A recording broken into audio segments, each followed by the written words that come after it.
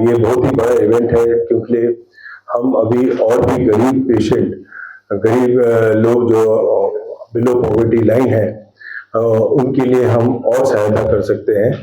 इसके लिए हम लोगों ने कोल इंडिया लिमिटेड के साथ टाई अप किया है, जो हमें फंडिंग देंगे ये सब पोर पेशेंट के लिए जो थैलेसीमिया से सफ़र कर रहे हैं उनके पूरे इलाज के लिए।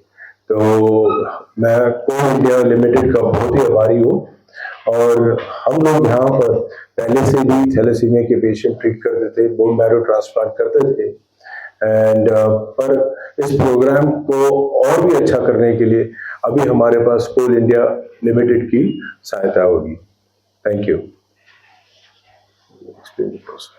नमस्कार, मी डॉक्टर वेंकटेश शिकोटे. मी हेमॅटॉलॉजिस्ट आणि बोन मॅरो ट्रान्सप्लांट तज्ञ म्हणून मागच्या 11 वर्षापासून बजाज हॉस्पिटलमध्ये कार्यरत आहे. आजच्या हेतूला साधून डॉक्टर फर्नांडिस आणि कोल इंडियाचं मी खूप खूप धन्यवाद देतो की हा उपक्रम राबवण्यासाठी कोल इंडियाने आणि गव्हर्नमेंट बजाज हॉस्पिटलने मोहीम साईन केलाय. आपल्या प्रांतामध्ये almost 3000 registered thalassemia major patients सध्या आहेत आणि त्यांच्यापैकी अनेक पेशंट्स खूप हाय रिस्क पेशंट्स आहेत. त्यांना बोन मॅरो ट्रान्सप्लांटची अत्यंत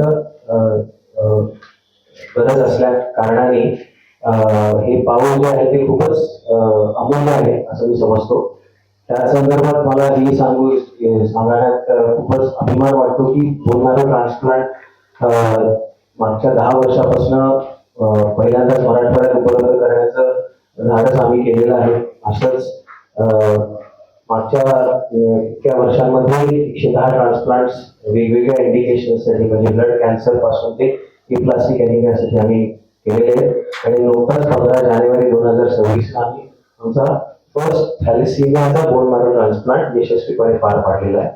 तो पेशंट आता रोगरहित असून डे 45 त्याचा आहे पोस्ट बोन मॅरो ट्रान्सप्लांट आणि ज्या पेशंटला हिमोग्लोबिनची संख्या 6च्या पलीकडे जात नव्हती ती आता 13.9 झालेली आहे विदाउट ब्लड ट्रान्सफ्युजन. सो तो पेशंट पूर्णपणे बरा झालाय. नंबर 2, हा पेशंट ट्रीट करत असताना अनेक अडचणीचा आम्हाला सामना करायला लागला.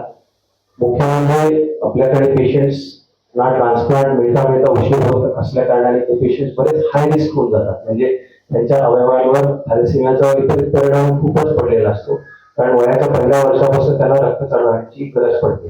मग त्यांच्या शरीरामध्ये लिव्हर आणि स्प्लीन आणि हृदय हे सुजून त्यांना बरेच कॉम्प्लिकेशन्स निर्माण होतात. हे कॉम्प्लिकेशन्स निर्माण होऊ नये म्हणून त्याची प्री ट्रान्सप्लांट म्हणजे ट्रान्सप्लांटच्या आधी बऱ्यापैकी काळजी घेण्याची गरज असते. त्याच्यामध्ये त्यांच्या रोगामुळे झालेले विपरीत परिणाम आपण नाहीसे करतो.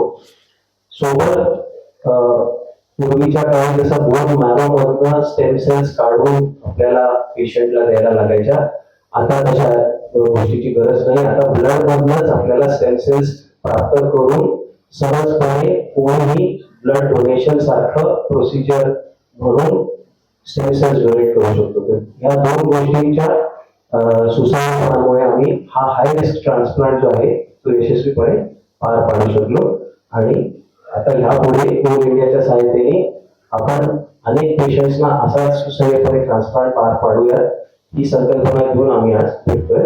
धन्यवाद. शहरात आता किती पेशंट आहेत?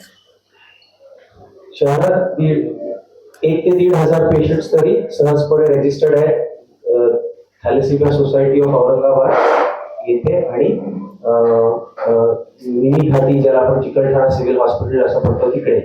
सो सध्या त्यांचा ब्लड ट्रान्सफ्युजन आणि औषधोपचार त्यांचा सरकारमार्फत तिकडे चालू आहे.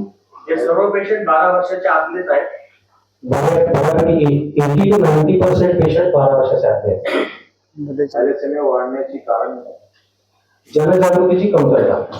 कारण की थॅलेसेमिया हा अनुवंशिक आजार आहे हे अनेक पेशंट्सना माहिती असतं तरी पण अनुवंशिकता जी असते ती आपण पुढच्या जनरेशनमध्ये टाळू शकतो हे अनेक लोकांना, इव्हन डॉक्टर्सना, पेशंटच्या पेरेंट्सना माहीत नसतं. तर ही जनजागृती आवश्यक आहे थॅलेसिमियाचं प्रमाण कमी करण्यासाठी. बोन मॅरो मध्ये स्टेम सेल्स जास्त असतात का ब्लड मध्ये जास्त असतात? बोन मॅरोमध्ये जास्त असतात. आता त्या स्टेम सेल्स ब्लड मध्ये उतरवून घेण्यासाठी इंजेक्शन आलेले आहेत, जेणेकरून आपण बोन मॅरोला न हात लावता ब्लडच्या मार्फत त्या स्टेम सेल्स कलेक्ट करू शकतो. साहेब आपण आता तर हा खर्च फ्री ऑफ चार्ज करण्याचाच हा उपक्रम आहे. कारण की जो खर्च पेशंटला लागतो तो ऑलमोस्ट 90% कोल इंडिया मार्फत आम्ही उभारण्याचा हा संकल्प आहे. आणि अजून दुसऱ्याही संस्था आहेत ज्यांच्यासोबत आम्ही काम करतो. यापूर्वी या उपचाराला किती खर्च येतो? आमच्या हॉस्पिटलमध्ये थॅलेसिमियाच्या ट्रान्सप्लांटला साधारण 8 ते 12 लाख रुपयाचा खर्च असायचा यापूर्वी. आणि आता ज्या अर्थी कोल इंडियाची मदत होणार आहे आणि अजून काही संस्था यांच्या मदतीला पुढे आलेल्या आहेत, तर हा खर्च ऑलमोस्ट 95 to 99% हा पूर्णपणे संस्थेच्या मार्फतच होणार आहे, डोनेशनच्या मार्फत. ऑब्झर्वेशन आहे, गव्हर्नमेंटही याच्याकडे पॉझिटिव्हली बघत नाही. करेक्ट. आतापर्यंत गव्हर्नमेंटनी त्याच्यासाठी सपोर्टिव्ह केअरची तरतूद केलेली आहे, पण अजून ट्रान्सप्लांटचा प्रपोजल अजूनही पेंडिंग आहे.